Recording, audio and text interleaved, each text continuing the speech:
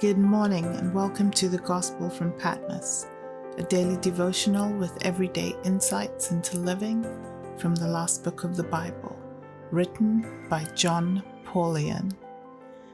My name is Donna Marie Duncan and it is May 5th. John the Apostle writes in Revelation 6, verses 5 and 6. And when he opened the third seal, I heard the third living creature saying, "Come." And I saw, and behold, a black horse, and the one sitting on it had a scale for weighing in his hand.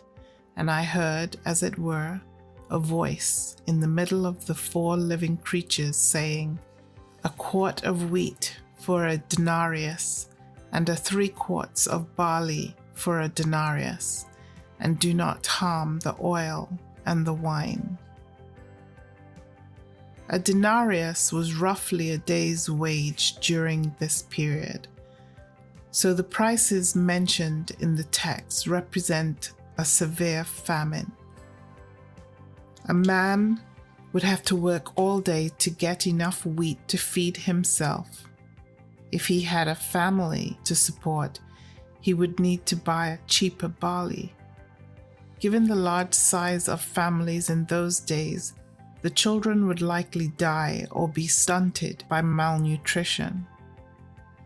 Why does the text mention sparing the oil and the wine, items less necessary for life than grain?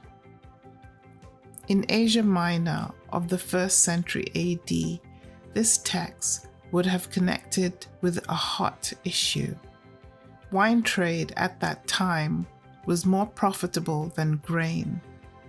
The wealthy landowners of Asia were therefore switching from grain to grapes. So property owners dedicated much of the land in the province of Asia, which included the 7 churches, to produce olive oil and wine for profitable export. Meanwhile, the cities of Asia had to import grain all the way from Egypt or the areas by the Black Sea. So while landowners and shippers profited from their choice, the people in Asia had to pay higher prices for stapled foods. The problem was serious enough that the Emperor Domitian tried to intervene and force the landowners to restrict vine production in such places as the province of Asia.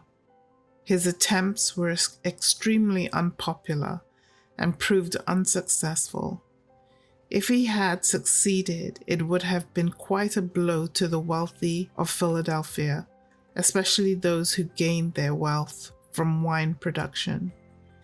As is often the case, the greed of the wealthy had serious consequences for the poor. But we can also read the sparing of the oil and the wine as a token of God's mercy in the time of judgment. Ancient Mediterranean warfare included destroying the standing crops in the fields, but not the vines and the olive trees, which took more than 15 years to reach productive capacity.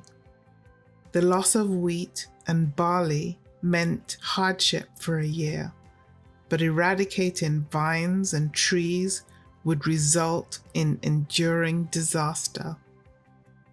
While the judgment of God in our lives can be severe, they seek to redeem us, not destroy us.